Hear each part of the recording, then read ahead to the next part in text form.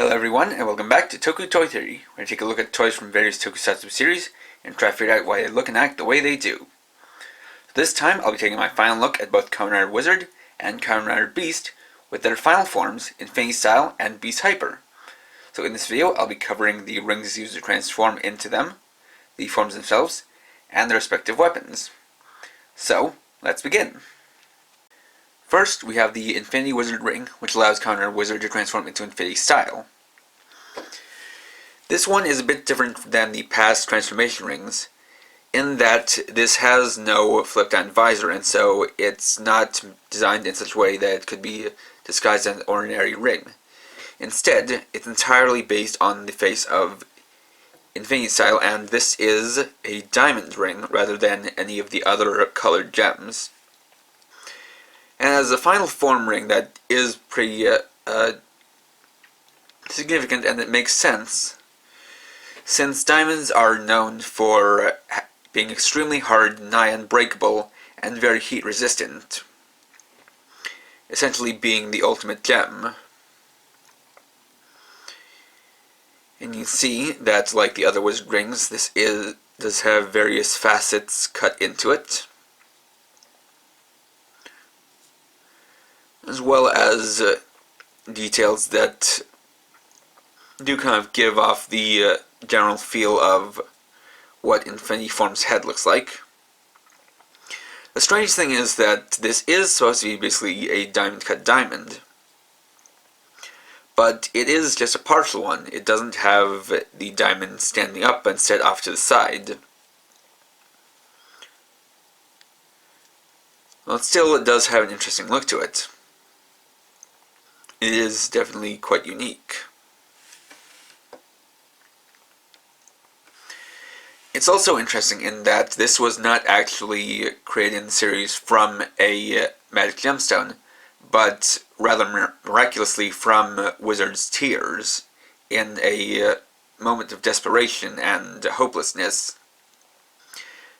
It was created in somewhat of a miracle. So in that way, it's also rather mysterious, as this wasn't forged, but created in an almost unexplainable manner, which makes it quite unique among the wizard rings. The transformation to Infinity Style is the same as the other ones, just being used in the transformation mode by itself.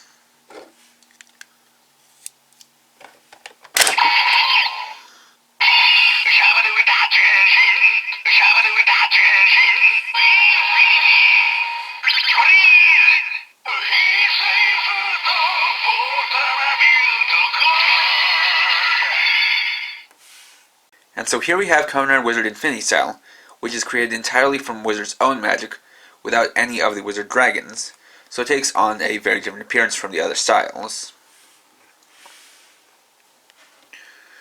Starting with the head, it's very different in its base design. As can be seen, it's designed more like an upright diamond ring than a ring that has a gem mold into it and then a band around the back.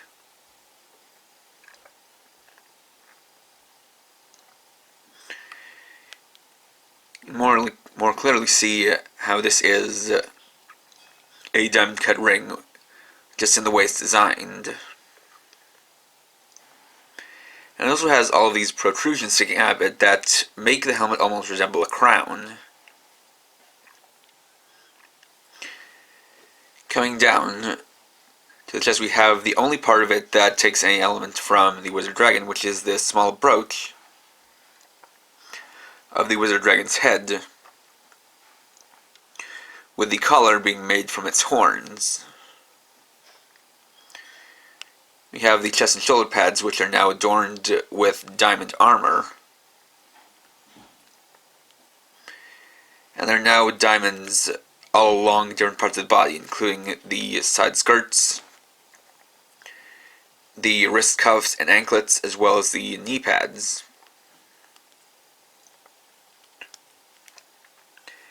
And overall has a very pure look and almost regal look as well.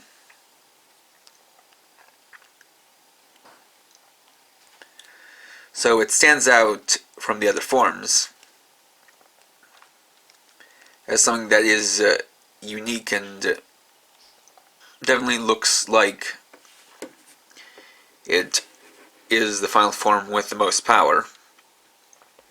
And interestingly enough, in this form, even though it was created using the phrases of the different 8 forms before it, this doesn't really make any use of the different elemental magics. Instead, it has increased speed and defense, and while the speed part is, I don't really understand, the increased defense does make sense in regards to it being made from diamond, and, you know, with diamonds being nearly unbreakable. After transforming into Infinity Style, Wizard can then summon the Wizard Dragon and transform it into the Excalibur, his weapon for that form. And so, looking at it does carry some of the same design motifs as Wizard's other weapons. It has this look of being like a piece of designer jewelry. Has a hand in the center, as well as Wizard's symbol along the blade. It also has various elements to indicate that it was made from the Wizard Dragon, such as the dragon's neck and head, and the wings, designed into what will be the axe blade.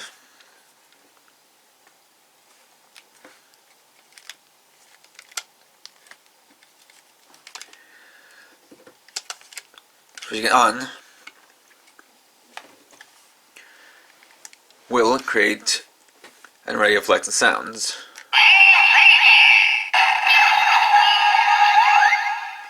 As can be seen, it makes use of a red, blue, green, and yellow light to go along with the 4 elements of the other forms. Starting with the caliber mode, it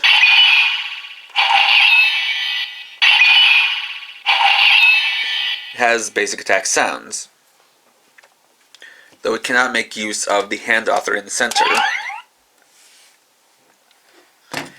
However, it does react to use of the Infinity Wizard Ring when placed on the Wizard design here.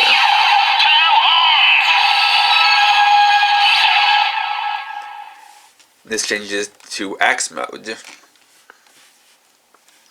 where now we'll cycle through the different colors.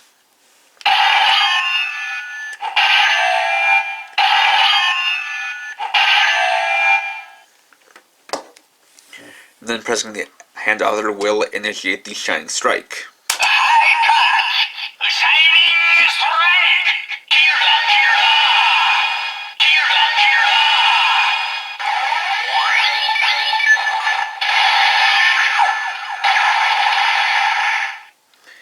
Then pressing it 5 times will activate the Plasma Shining Strike.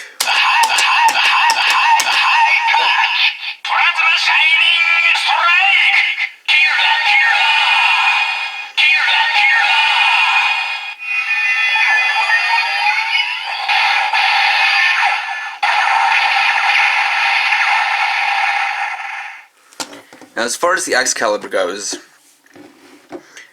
the weapon itself and its name may be it's most likely an homage to the legendary sword Excalibur, which is used in medieval folklore by King Arthur.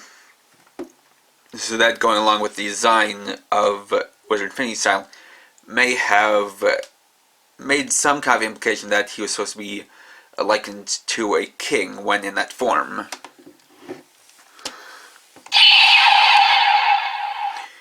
While activating this with the new design, this will change it to be like that. Using the trigger for the caliber mode, we'll switch back to said mode. Moving on to Beast, we start with the Hyper Wizard Ring. So this is in the style of Beast's spell rings, but is a bit different. Instead of a black base, it has a metallic blue base, and is also a bit bulkier. That's for a built-in mechanism. In the center is embedded an image of a lion's face, though it is implied that this is the face of the Beast Chimera's lion head, notably from the gem on the forehead. What's interesting is that with this, part of the ring can be slid up to open up the lion's mouth, as if letting out a roar. Though that will come into play later.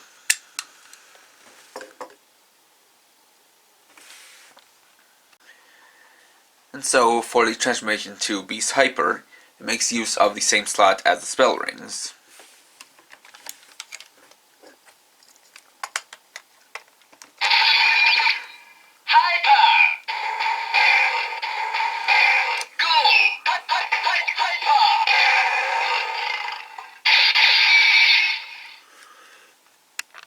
And now we have Kamen Rider Beast Hyper, which is made from Beast basically fusing with the Beast Chimera, similar to what Wizard does for his Dragon styles.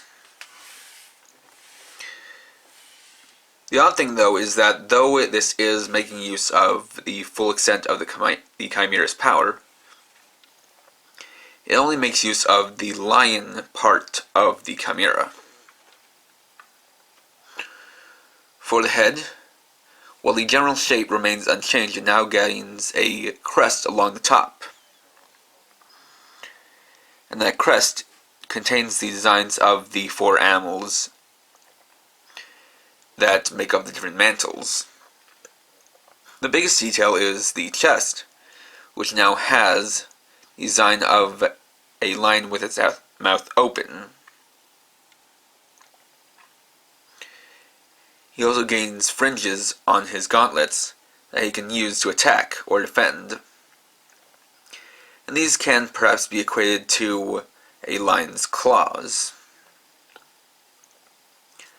Besides that, the base body changes to a blue color. But a lot of the other details stay the same. Now with that name, and kind of going back to the story of Beast kind of being likened to a circus animal tamer, it can be thought that Beast Hyper is essentially the lion of the circus going hyper and running wild, kind of taking over. Though the whole thing with the lion opening its mouth may be likened to the act of a lion tamer sticking his head inside a lion's open mouth, but having enough training over it for it not to bite his head. Regardless, it is an interesting choice for a final form.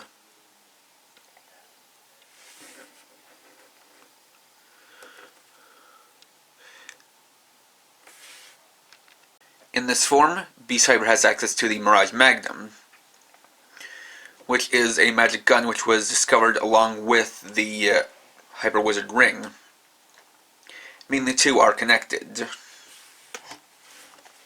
It has the same blue and gold color scheme as Beast Hyper himself, with the biggest detail being this image of a leaping lion on both sides, which is likely an allusion to the circus lion tamer's trick of having a having a lion leap through flaming rings. It also has 2 kind of items on the top of it, one being a magic mirror that Beast can use separate from the Mirage Magnum itself to see things far away, the other being a port for a wizard ring to go into. Mirage Magnum. As can be seen, this is a two-way mirror, and on the inside of it is an image of the lion's head, as same lion's head that's inside the beast driver. Also, it can fire magic blasts.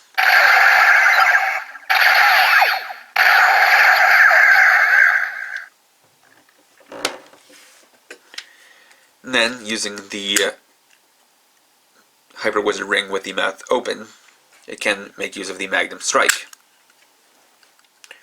And now here's where the whole thing of the mouth opening comes into place, because if it's put in normally, it does nothing. But when opened up, this part here on the bomb will hit this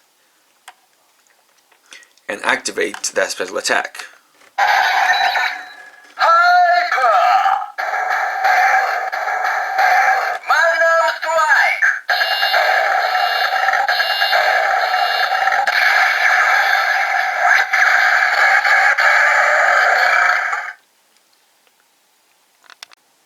And there we go. So with both of these forms, they're interesting but at the same time strange. With Wizard's Infinity style, it seems like less of a continuation of his gradual evolution and more of something that just goes off in its own direction. It seems like it would have been, or it might have been to be, some kind of combination of all of the different elements in all of the different forms, and yet it bears similarities to nearly none of them, nor does it bear the elemental powers. And with Beast Hyper, though a fusion of Beast and the Beast Chimera, he no longer has access to the chimeric powers of being able to use the mantles with the different animals. So it kind of makes you think that these two were not originally meant to be how they ended up, or that things changed in terms of their design process. But regardless, they are what they are, and there is at least some things to be gleaned from them, though not quite as much as the past forms. But this is not quite the last we'll see of the Wizard series, as there will be another extra Toku Toy Theory episode between this and my start of looking at the Gaim series. But next time I'll be doing a review on the Digivice version 15th anime original color. So, if you enjoyed this video, please leave a like, comment, and share it. You can check me out on Facebook at facebook.com/krx50. And for now, this is KRX50's finale.